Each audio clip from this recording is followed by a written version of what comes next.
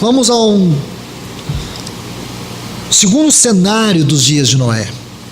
Veja o capítulo 4 aqui, o versículo 19.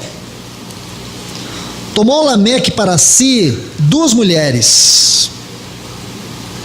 O nome de uma era Ada e o nome de outra Zilá. Agora, por favor, capítulo 6.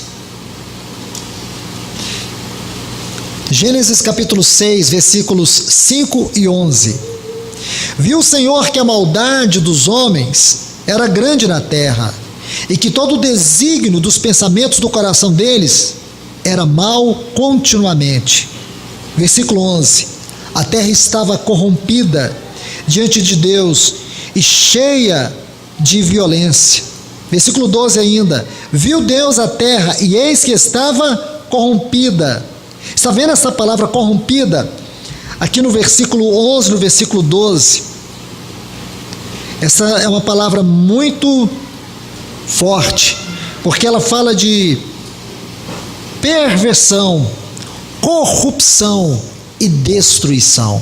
Essa palavra corrompida no hebraico fala-nos de 3 coisas: perversão, corrupção e destruição. Perversão, corrupção, destruição são 3 palavras que caracterizam a nossa sociedade moderna. Hoje, moralidade, perversão virou cultura, é assegurado por lei. Dependendo daquilo que você aponta como perversidade, você pode até receber um processo, você pode até ser preso, porque aquilo que nós repudiávamos há 10 anos atrás, o mundo como um todo, a sociedade como um todo, hoje é aceito como parte de uma sociedade que evoluiu. Ela evoluiu para onde, irmãos? Ela evoluiu a caminho do inferno, a passos largos para o inferno. Essa é a nossa sociedade, onde uma criança de 8 anos tem mais informação. Eu tenho 50 anos, então posso dizer assim, do que a minha geração quando tinha 20. Uma criança de 12 anos tem mais informações do que Nero, do que aquela geração do tempo de Paulo, no ano 60. Pensa nisso. E, meus irmãos, o que nós estamos vendo é a evolução da destruição, da corrupção e da perversidade. Este é um outro cenário, a promiscuidade e a depravação.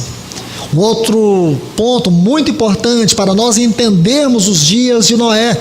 O nosso Senhor, Ele está mostrando para nós. Você quer saber qual é o tempo da minha volta? Então olhe, a depravação, a corrupção e a destruição vão entrar numa escala global, universal.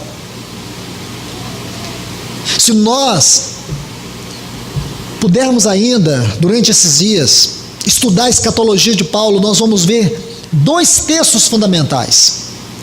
A escatologia de Paulo, ela, até certo ponto, ela é simples de você analisá-la de forma panorâmica.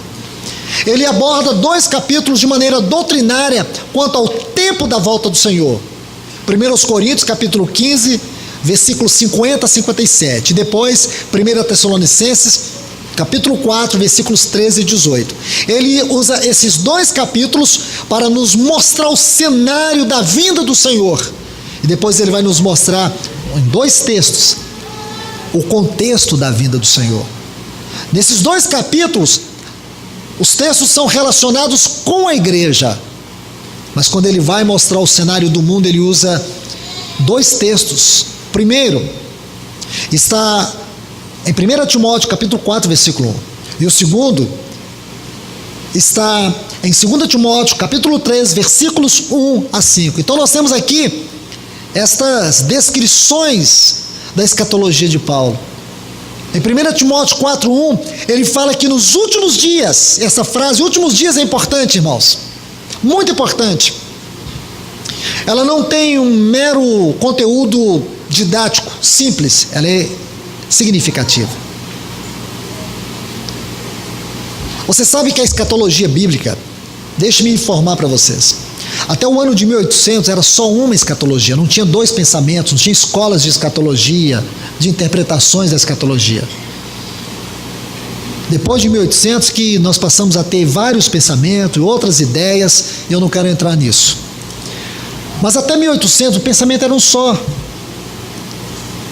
Era assim que os apóstolos, os pais da igreja, os historiadores que definiram o pensamento cristão de maneira mais centrada na pessoa de Cristo, na sua obra, eles viam a escatologia dentro de um ponto muito claro, muito simples, profundo e significativo. Mas depois o homem coloca o seu dedinho lá e acha que está ajudando Deus. Aí só o Senhor para nos dar graça. E eu sempre falo para os irmãos, essa ideia sua, lembre-se, tem pouco mais de 100 anos. Eu convido você a estudar escatologia que tem 2000 anos. E muitos cristãos nem sabem. E precisam ter ciência disso. Nós precisamos ver a Bíblia como os apóstolos viram.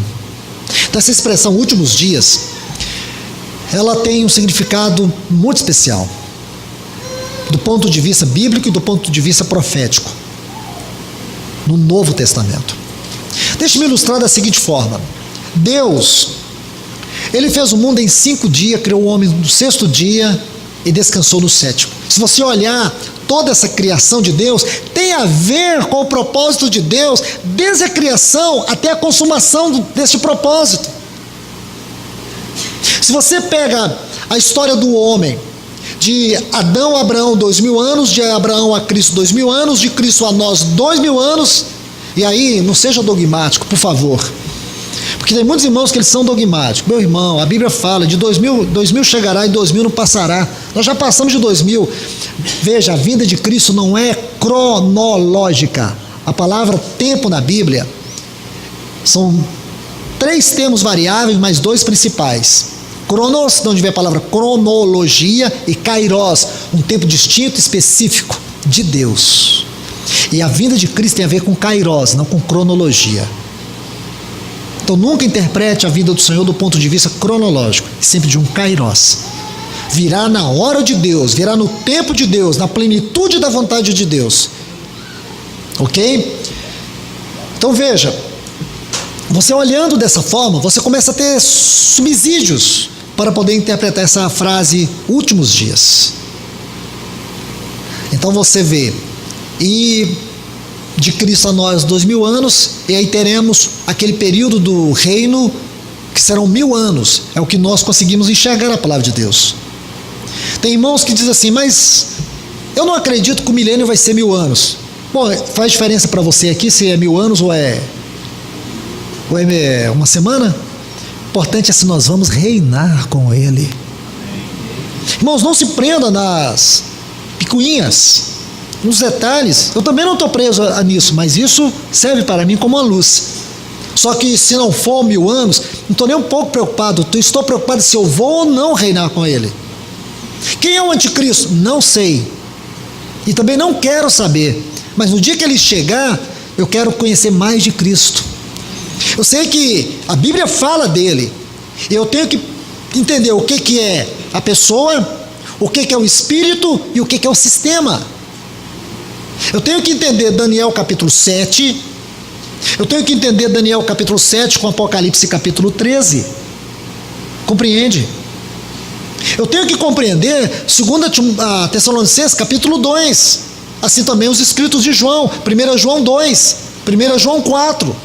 Então quando eu junto todos esses capítulos, eu vou ver 3 coisas: o espírito, o sistema e a pessoa. O espírito já está aí, o sistema está se formando, só falta a pessoa. Mas onde deve estar o nosso coração? Primeiro, não é no anticristo. O nosso coração tem que estar em Cristo.